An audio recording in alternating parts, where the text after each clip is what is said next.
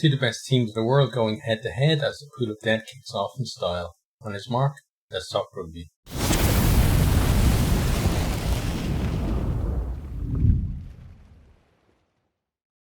South Africa versus Scotland.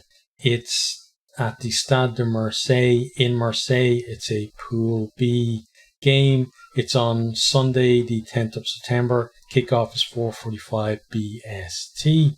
So this is world rank number 2 versus world rank number 5. And, what a game to start their pool off for both of these teams. Really is do or die for them. But that's why this is known as the pool of death. Let's have a look at the two teams, starting with the Springboks. So front row, you got Stephen Kitsop, Malcolm Marx and Franz Malherbe. So with Cyril Bay out for France, I think this is the best front row at this Rugby World Cup. Kitsop, to me, has been the standout Springbok this season, for the Stormers and for the Springboks as well. Marx is such a threat at the breakdown, and Malherbe has played some great games as well this year. Second row, then you got Eben Netzebeth. The guy is, absolute monster of a man, and Springboks is so much better when he plays for them. Beside him, got Franco Mostert, who, there's a lot of competition for that berth beside Etzebeth, and he's the guy who's put his hand up most through the Rugby Championship and the warm-ups.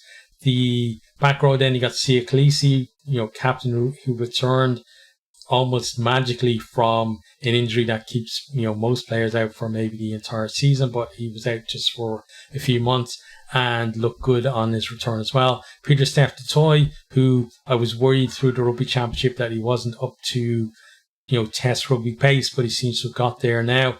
And then you got Jasper Wiese, who was very good through the Rugby Championship, so a really good back row for them. Halfbacks, then you got Faf de Klerk. He was obviously the undisputed, I think, starting 9 at the last Rugby World Cup. A lot more competition now, but it seems like he has again clawed his way to the top of the pile in that regard. He beside Manny Lebok, who's done really well. People talking about his kicking from tee not being up to scratch at times, but I think that's just it's pressure, and that's going to happen to the best kickers in the world at times. He's the 2 times URC leading point scorer, and you don't get that by kicking at like 50 or 60%. Like, he's a really good kicker from the tee. Does he become a little wayward at times when pressure comes on? Yes, but you say that about almost every kicker in the world. The wings, then you got Cheslin Colby on that left wing, such an evasive runner, and for a small guy as well, very strong. On the right wing, you get Kurtley Arendse, who for me is probably the inform wing in the Springboks squad, even ahead of Colby, I feel, and no surprise that he is there. The centres, then we've got Damien Dialende and Jesse Creel. We saw a lot of combinations being tried out. We saw Keenan Moody really, excel against the All Blacks, but no space for him here. But it's still a very good, centre combination there. Lukaniwam missed selection for the World Cup because of injury. Doesn't mean that he, if he recovers, he might be called up for maybe the knockout stages. And then at fullback, then you got Daniel Willemse. So Willemse and Leroux seem to be swapping out there at fullback. For me, I think Leroux gives them a little bit more back there, but Willemse is still a really good player. Onto the bench, then we've got Bongi and Banambi, Oxen Che, and Trevor Yekane. So, I said that the starters are, for me, the best front row in the competition. I think in terms of a bench front row, I think this is probably the best in the competition as well. They've got such riches in this area to choose from. It's almost embarrassing. And then you got RG Snyman, covering lock there. He's been very impressive. He been out for a long time with injury. We saw him with Munster coming back, just a lot of appearances from the bench and getting fitter and fitter and having more and more impact on games. Then you got Marco van Staden, who had an excellent season this year as well. So definitely worth his place on the bench. Vermeulen, another player who didn't play all that much and didn't look up to test standard in terms of fitness when he came in for the Rugby Championship, but worked his way there and is looking, like a real menace. So he's definitely going to have an impact from the bench. Then you have Grant Williams.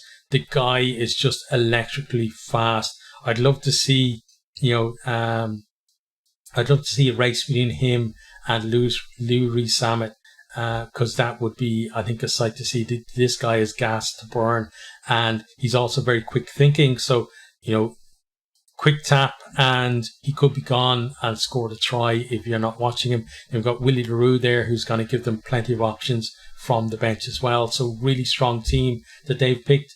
On to then the Scotland team. So fullback, we have Blair Kinghorn. Coming into the Six Nations, it looked like himself and Hogg were going to fight out for that fullback spot. Hogg retired subsequently due to injury completely and didn't make the World Cup. But I think Kinghorn, even if Hogg had been fit, had established himself as the best choice of fullback at this stage. He's a threat running with the ball on his own, but also he has those skills to be, a second ball player, second receiver coming into the line as well. And he adds a lot to this Scotland team. Talking about somebody who adds a lot, then right wing Darcy Graham is just on fire in terms of try scoring. Wouldn't be surprised at all if he gets a try in this game as well. Into the centres then, you got Sione Tuipulotu and Hugh Jones. They had a fantastic partnership through the Six Nations. In the Rugby World Cup warm-ups, I didn't see so much of them combining. There was flashes from both of them kind of individually, so want to see a bit more of that combination here against Springboks to see, can they spark something. Then talking about somebody who can spark somebody on the left wing, you got Tuhan van der Merwe. Guy is just box office all on his own. If he gets a sniff anywhere near the line, you're in trouble. You really do have to work hard, keep an eye on him to keep him quiet. Then at 10, you got Finn Russell, probably the most naturally skilled 10 in the world. Other parts of his game, game management and stuff like that could be better, but he's still got a decent kicking game. He's still decent from the tee as well, and all around, he's not just a flash player. He's a really good player as well, and putting in those kicks for 50-22s or cross kicks for potential tries. Again, another player who's very quick to spot opportunities when opposition players maybe have switched off, so keep an eye out for that. And then just his offloading game and his crazy passing skills, like the length of passes he can give, and just the speed of them, and being able to put people through holes is, I think, second to none. You got beside him then Ben White, who there was a lot of competition for that 9 jersey, but I think he's shown enough to say that he should be the starter there. Into then the front row, so you got Pierre Schoeman, George Turner, and Xander Fagerson. I thought Turner in the Six Nations was a real standout for Scotland in that pack, and he's getting rewarded for that now. I think I think that 2 jerseys is his to lose, and with Schoeman and Fagerson there, it's a really good front row to have.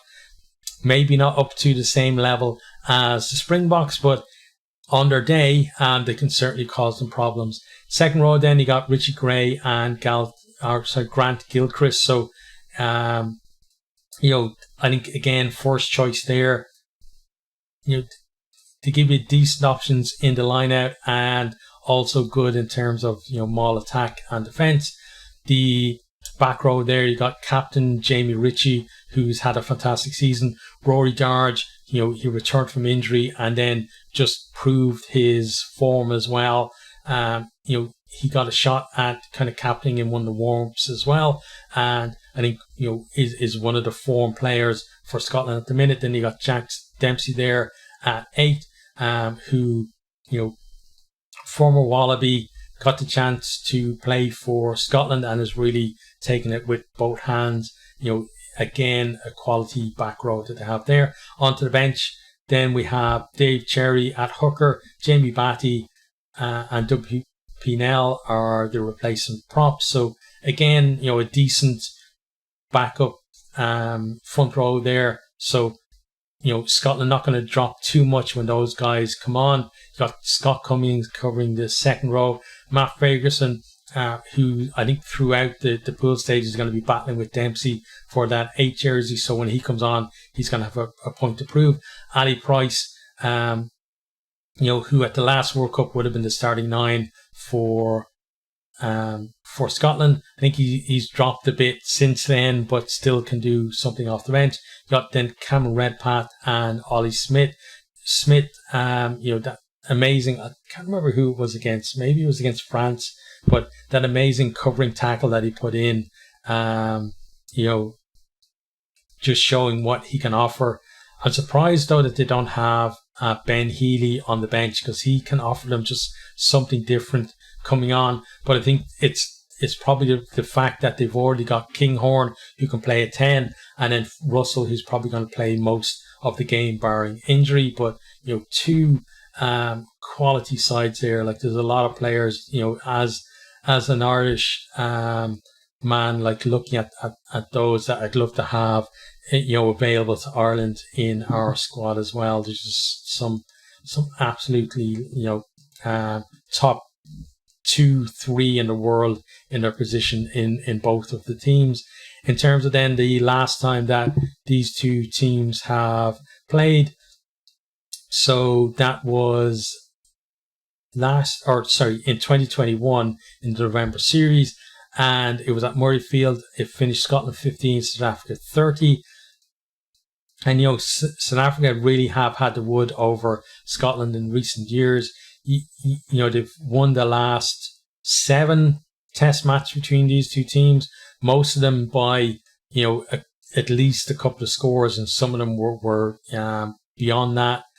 And you have to go back to 2010 for the last time that Scotland won, which is a 21-17 win at Murrayfield. So history seems to be on, or at least recent history seems to be on South Africa's side in this one. But this is easily, I think, the best Scotland squad that's ever gone to a Rugby World Cup. And if they were in the other side of the draw, I think most people will be tipping them to get to a semi-final. As it is, like, a lot of people are tipping them to go out in the pool stages. But listen, this Scotland team, they can beat the Springboks, they can beat Ireland.